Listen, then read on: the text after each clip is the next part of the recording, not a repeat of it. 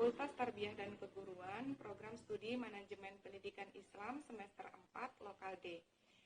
Di sini saya dari kelompok 8 yang beranggotakan saya sendiri, Devri Intan Febriana, dan teman saya, Gema Akbar Sujudi.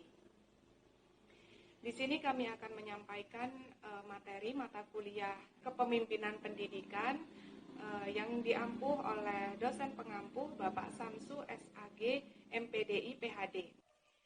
Di sini kami akan menyampaikan materi mengenai kepemimpinan perempuan. Dalam pendidikan tradisional, perempuan diidentikan dengan sosok yang lemah, halus, dan emosional. Sementara laki-laki digambarkan sebagai sosok yang gagah, berani, dan rasional.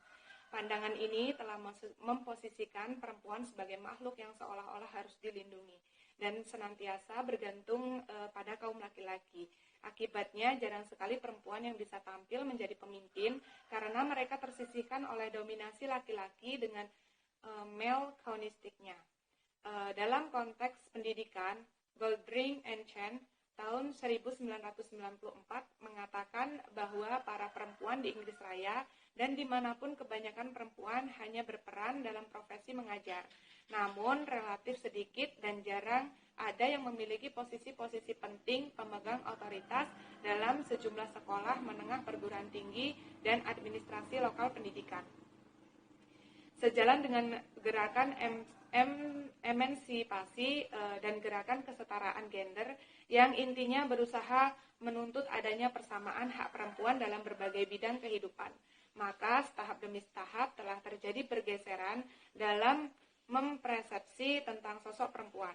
Mereka tidak dipandang lagi sebagai sosok yang lemah yang selalu berada pada garis belakang.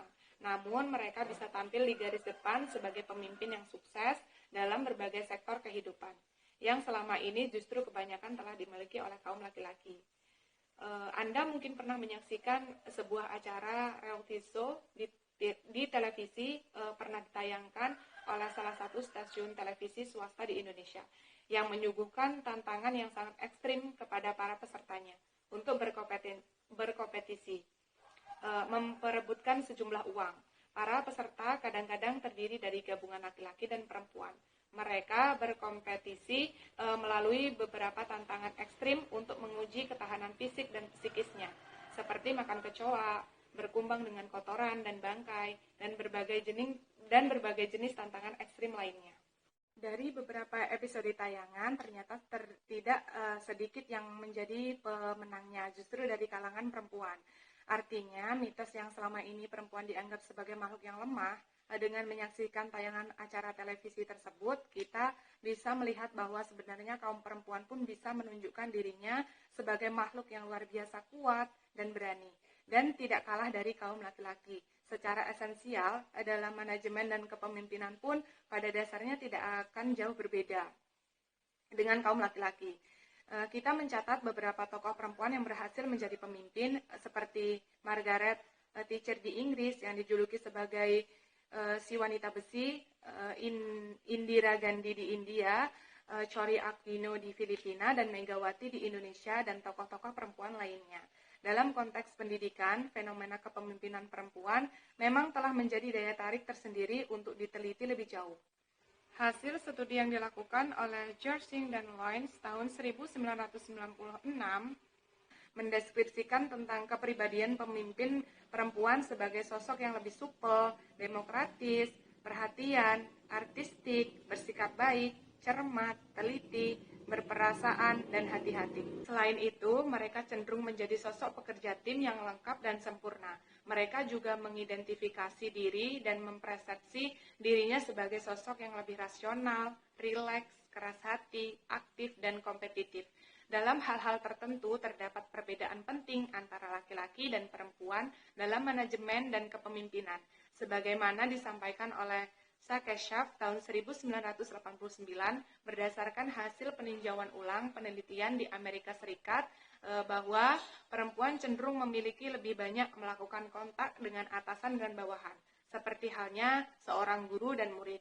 Kemudian perempuan menghabiskan banyak waktunya dengan para anggota komunitas dan dengan kolegannya, walaupun mereka bukanlah perempuan.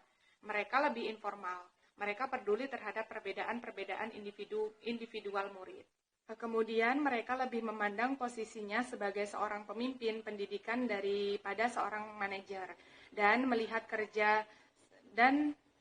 kerja sebagai suatu pelayan terhadap komunitas, terhadap suatu sikap kurang menerima terhadap para pemimpin perempuan daripada laki-laki. Oleh karenanya, para pemimpin perempuan hidup dalam dunia yang terpendam dan gelisah. Mereka bisa mendapatkan kepuasan yang banyak dari instruksi supervisi dan sementara laki-laki dari administrasi. Dalam komunikasi, mereka dapat tampil lebih sopan dan tentatif daripada laki-laki yang cenderung sederhana dalam memberikan statement. Bahasa tubuh juga berbeda, yang menunjukkan bahwa perempuan lebih rendah daripada laki-laki. Perempuan cenderung lebih menggunakan model manajemen partisipatoris dan menggunakan strategi-strategi kolaboratif dalam menyelesaikan konflik. Kemudian yang kedua, profesionalisme dan kompetensi perempuan sebagai pemimpin. Bila seorang wanita ingin menjadi pemimpin yang sukses, sebaiknya ia berkonsentrasi untuk mengakui sisi kompetensi unggul tersebut. Paling tidak, ia harus memiliki pengetahuan yang memadai, mampu memperlihatkan keahlian yang timbul dari pengalamannya, serta memiliki talenta yang mendukung pencapaiannya. Identifikasi talenta. Jika wanita tersebut memiliki talenta maksimizer, strategis, communication, developer, dan achiever, maka ia dapat meyakini dirinya termasuk wanita yang mempunyai potensi untuk berhasil sebagai pemimpin. Usahakan untuk mengetahui profil kompetensi manajerial di dalam perusahaan yang berkaitan dengan kompetensi keinginan berprestasi, katalisator perubahan, fleksibilitas, mengembangkan orang lain, dan berkomunikasi. Untuk suatu zaman di mana rasionalitas dan profesionalisme individu semakin dihargai, perbedaan antara laki-laki dan perempuan tidak lagi relevan kecuali kalau berimplikasi pada profesi. Contohnya adalah dalam cabang-cabang olahraga di mana perempuan tidak seimbang dihadapkan dengan laki-laki. Akhirnya perbedaan berdasarkan profesionalisme ini akan mampu membawa dampak positif bagi masyarakat pada umumnya, karena mendorong orang untuk memperbaiki kemampuan mereka. Profesionalisme di dalam pemberdayaan perempuan merupakan hal yang sangat dibutuhkan. Contohnya, pendidikan yang diberikan pada perempuan diharapkan dapat memberikan kekuatan yang dapat mengubah perimbangan hubungan yang tidak adil antara laki-laki dan perempuan, sehingga perempuan dihormati bukan karena keperempuannya saja, tetapi juga karena kemampuan dan keahlian yang dimilikinya.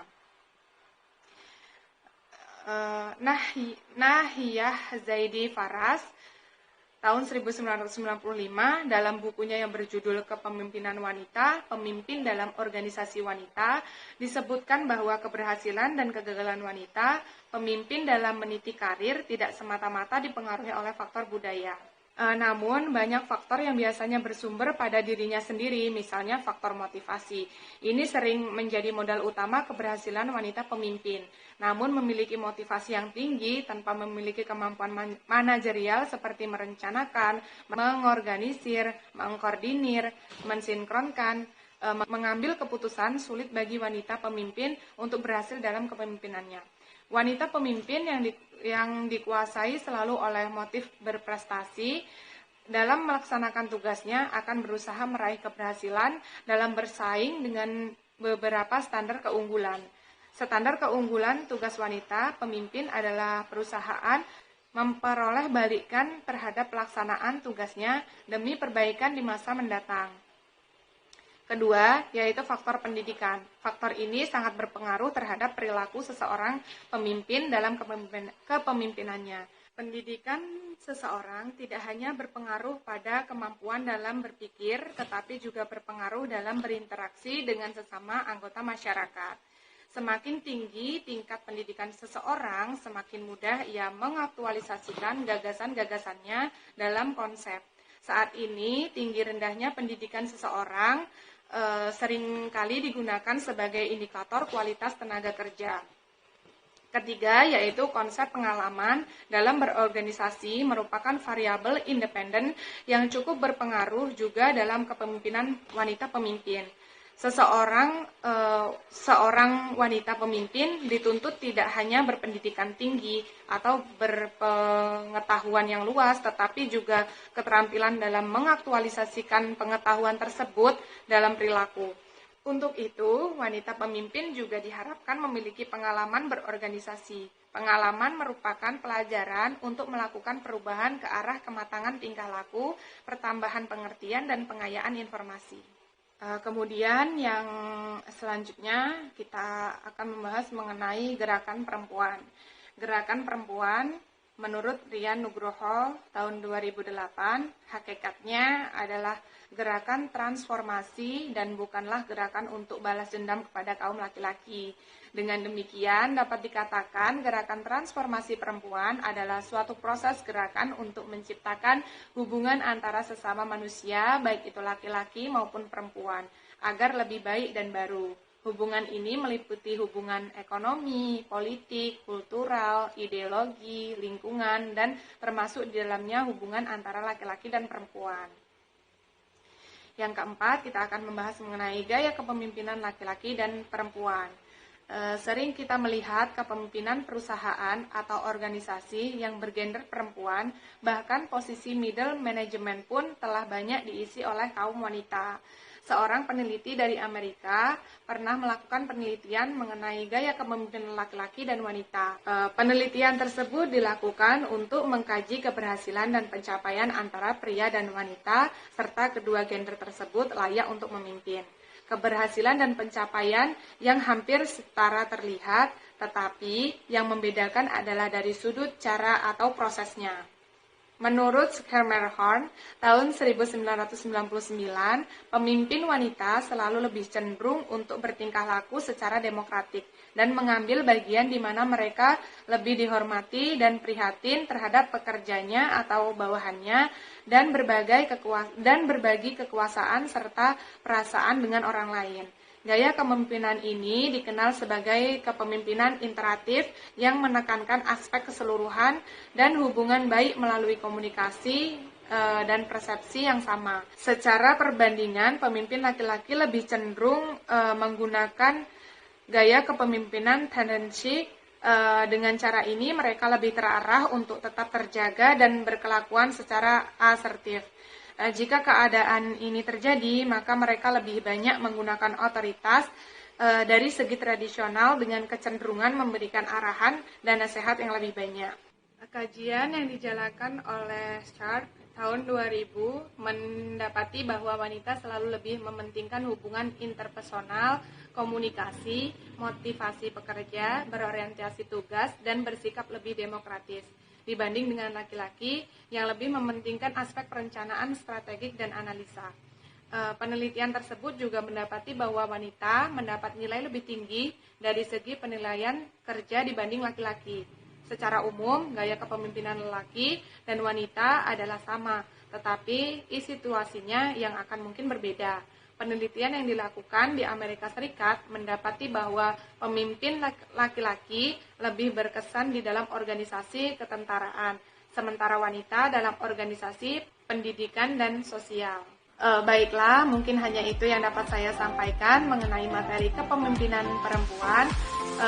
Lebih dan kurangnya saya mohon maaf. Saya akhiri. Wallahu muwaffiq ila aqwamit thoriq. Wassalamualaikum warahmatullahi wabarakatuh.